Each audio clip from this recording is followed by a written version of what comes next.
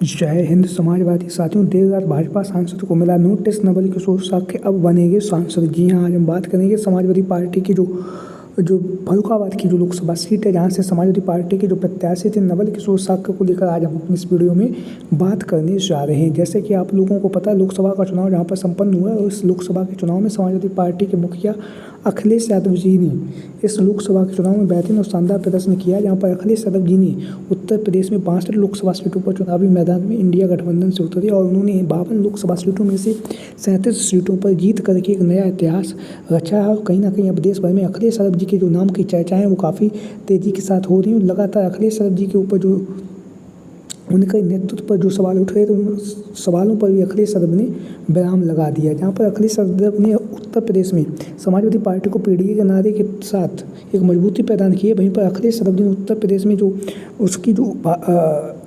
Samajwadi party की जो सहयोगी पार्टी थी कांग्रेस पार्टी को भी उत्तर प्रदेश में एक नई जमीन दी है। जहाँ पर 2019 के चुनाव में कांग्रेस पार्टी का महज एक सांसद जीता था, लेकिन इस बार के चुनाव में कांग्रेस पार्टी ने 17 सीटों पर चुनावी मैदान में अपने प्रत्याशी उतारे। उन 17 प्रत्याशियों में से 6 सांसद निर्वाचित होकर सदन में पहुंच चुके हैं। यानी कि बात करें तो उत्तर प्रदेश में इंडिया गठबंधन ने मजबूती के साथ चुनाव लड़ा और 43 सीटें जीतने में कामयाब रहा। वहीं पर हम बात करेंगे अब दूसरी ओर, जहाँ पर भारतीय जनता पार्टी ने उत्तर प्रदेश में 80 लोकसभा सीटों में से 80 में से 72 से 73 सीटें जीतने का दावा करने वाली, और वहीं पर योगी आदित्यनाथ ने तो 80 में से 80 लोकसभा सीटें जीतने का दावा कर दिया था। हालांकि 80 में से 80 लोकसभा सीटें नहीं जीत सके, लेकिन इस बार की लोकसभा के चुनाव में योगी आदित्यनाथ और जो मोदी जी की जो सरकार है उसे काफ़ी तगड़ा नुकसान उत्तर प्रदेश में हुआ है। जहाँ पर उत्तर प्रदेश में दोनों बार भारतीय जनता पार्टी ने 2014 और 2019 में बेहतरीन प्रदर्शन किया है, लेकिन इस बार के चुनाव में भारतीय जनता पार्टी का जो प्रदर्शन है वो कहीं ना कहीं निराशाजनक रहा है।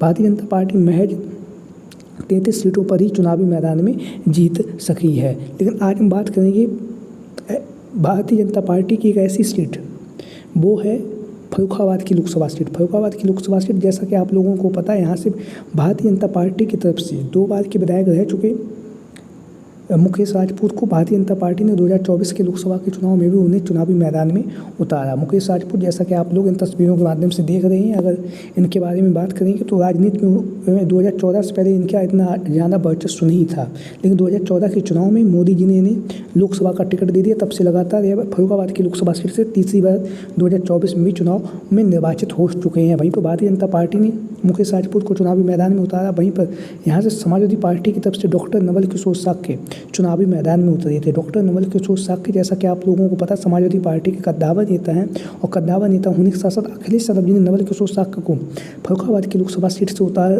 कर, जो यहाँ पर साक्य बाहुल ये सीट है, तो वहाँ पर साक्य, पिछड़ा, दलित, अल्पसंख्यक समाज को जोड़ते हुए अखिलेश यादव जी ने नवल किशोर साक्य को चुनावी मैदान में उतारा था। चुनावी मैदान में लगातार नवल किशोर साक्य ने जिस तरह से चुनावी मैदान में उतरे और जिस तरह से उन्होंने प्रदर्शन किया, वो कहीं ना कहीं काबिल तारीफ रहा है।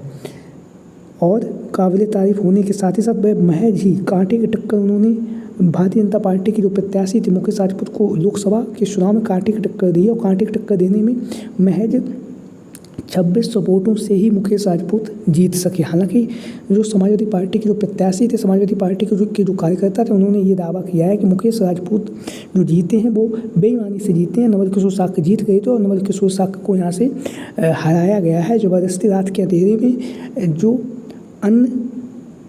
जो लोकसभा सीटें थी, वहाँ की जो काउंटिंग थी वो 5 से 6 बजे तक खत्म हो चुकी थी। वहीं पर फर्रुखाबाद की जो काउंटिंग थी वो 9-10 बजे तक चली थी। उसको लेकर फिर नवल किशोर साक्य ने इस मुद्दे को ऊंचा उठाने के साथ साथ उन्होंने हाई कोर्ट में माननीय न्यायालय के अंतर्गत उन्होंने एक याचिका दायर की, जिसमें उन्होंने जो मुकेश राजपूत जी हैं उनकी जीत को लेकर उन्होंने अपनी याचिका दायर की, और यहाँ पर उन्होंने कुछ साक्ष्य भी पेश किए, जैसा कि आप लोगों को हमने अपनी पहले की वीडियो में बताया भी था। जब लोकसभा का चुनाव जो है संपन्न हो गया, तो उसके बाद ही मुकेश राजपूत ने अपनी जो याचिका है वो दायर की थी, जिस पर अभी सुनवाई हुई है। और सुनवाई होने के बाद माननीय न्यायालय के द्वारा जो फर्रुखाबाद की जो सांसद हैं, तीसरी बार की जो उनका कार्यकाल चल रहा है, मुकेश राजपूत जी को एक नोटिस दे दिया गया है। नोटिस देने के साथ ही साथ कहीं ना कहीं अब उत्तर प्रदेश की जो राजनीति है उसमें लगातार चर्चाओं का बाजार गर्म हो चुका है। चर्चाओं का बाजार गर्म होने के साथ साथ नवल किशोर साक्य के जो नाम है वो लगातार उत्तर प्रदेश की राजनीति में एक बार पुनः